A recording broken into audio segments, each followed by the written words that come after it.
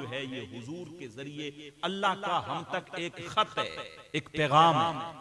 हम लोग कुरान लेके बैठे हुए लेकिन हमें पता ही नहीं हमारा रब हमसे कह क्या रहा है, हमारा रब हमसे इरशाद क्या फरमा रहा है। हमारा रब हमसे इरशाद फरमा रहा है कि अगर तुम जो है रब का कुर्ब हासिल करना चाहते हो तो जब सब लोग सो जाएं तब मुसल्ला बिछा के रब की बारगाह में दुआ करो, फ़इन्नी क़रीब उजीबु दावतद दाई इज़ा दआन फलयस्तजीबू ली वलयुमिनू बी लअल्लहुम यरशुदून।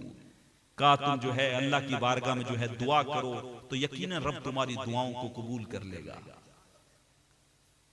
और कहा कि अगर फिर भी तुम्हारा दिल मुतमईन ना हो तो एक दूसरी आयत में इरशाद फरमाता है, कुल इन कुंतुम तुहिब्बून अल्लाह फत्तबिऊनी युहिब्बुकुमुल्लाह व यगफिर लकुम ज़ुनूबकुम वल्लाहु गफूरुर रहीम।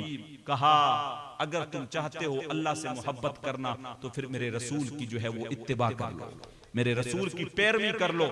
अभी तो तुम दावे कर रहे हो कि हम अल्लाह से मोहब्बत करते हैं, अगर मेरे रसूल की सही मानों में पैरवी कर लोगे तो फिर अल्लाह खुद तुमसे मोहब्बत करेगा।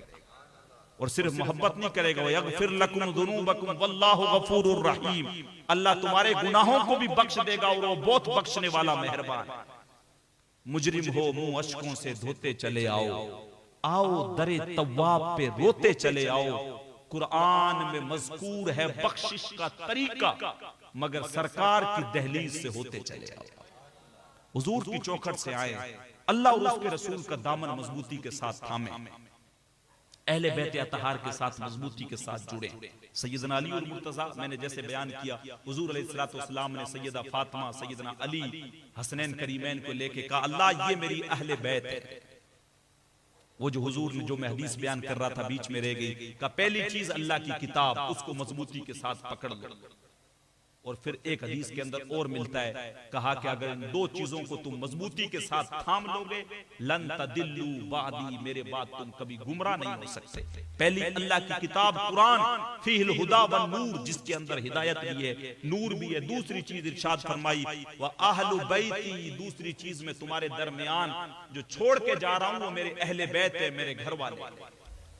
और फरमाया फउज़क्किरुकुमुल्लाहु फी अहली बैती, 3 मरतबा इरशाद फरमाया, कहा लोगों मैं तुम्हें मेरे अहले बैत के बारे में तुम्हें अल्लाह से डराता हूं, उनके साथ कोई गलत हरकत ना करना, उनके साथ बेईमानी ना करना, उनके साथ बददियानती ना करना, बल्कि उनके साथ मोहब्बत करना। एक हुजूर की हदीस है जिसके अंदर इरशाद फरमाया लोगों अल्लाह से मोहब्बत करो इसलिए कि वो तुम्हें नेमतें देता है, उस तुम्हारे लिए वो आसमान से कभी बारिश बरसाता है, जमीन से फल उगाता है, धान उगाता है, तुम्हें तरह तरह की नेमतें। सबसे बड़ी नेमत उसने तुम्हें ये दे रखी है कि उसने तुम्हें सांसें दे रखी है, तुम्हें आंखें दे रखी है।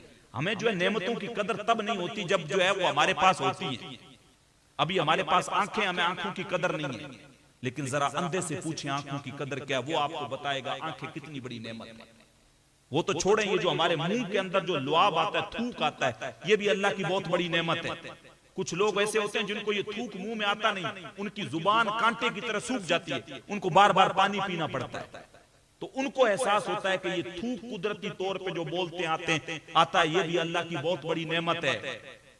लेकिन हमें जो है वो कदर नहीं है। कहा तुम अल्लाह से मोहब्बत करो इसलिए वो तुम्हें नेमतें देता है, वो तुम्हें रिज्क देता है, वो तुम्हें गिजा देता है। फिर आगे इरशाद फरमाया, कहा मुझसे मोहब्बत करो इसलिए कि मैं तुम्हारे रब का भी महबूब हूं, मैं तुम्हारे रब का भी महबूब हूं, इसलिए मुझसे मोहब्बत करो। तीसरी चीज इरशाद फरमाई, कहा मेरी अहले बैत से मेरी वजह से मोहब्बत करो। तो ये चीजें हुजूर अलैहिस्सलातु वस्सलाम की मुख्तलिफ अहादीस के अंदर मिलती हैं।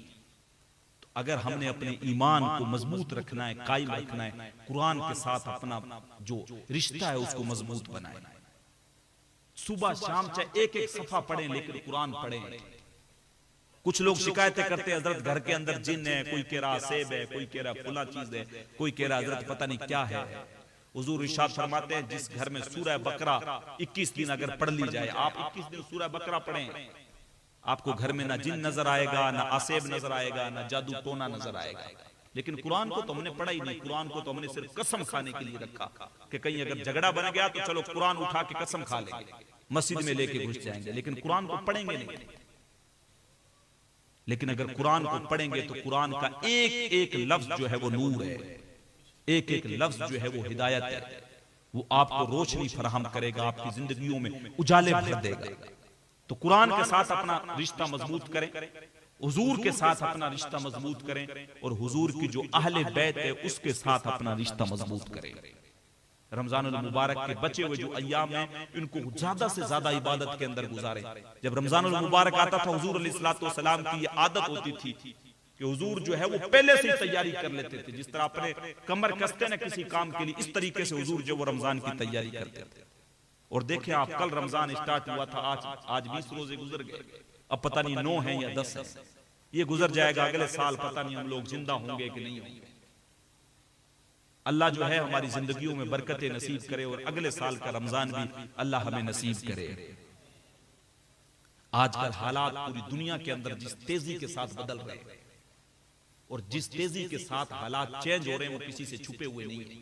आपके हाथ में फोन है, आपके हाथ में सोशल मीडिया है, आप बड़ी तेजी के साथ देख रहे हैं कि आज रूए जमीन पर कहीं पे भी अगर खून का कतरा गिरता है तो वो खून का कतरा मुसलमान का है।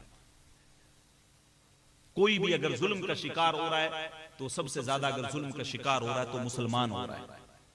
हिंदुस्तान के अंदर आप तारीख उठा के देख लें, आज के दौर में तालीम के मामले में, चाहे वो दीनी तालीम हो चाहे वो दुनियावी तालीम हो, सबसे पिछड़ा हुआ तबका अगर कोई है तो वो कौम मुस्लिम है।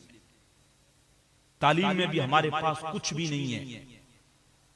फालतू कामों में, शादी ब्याह में, मेलों में,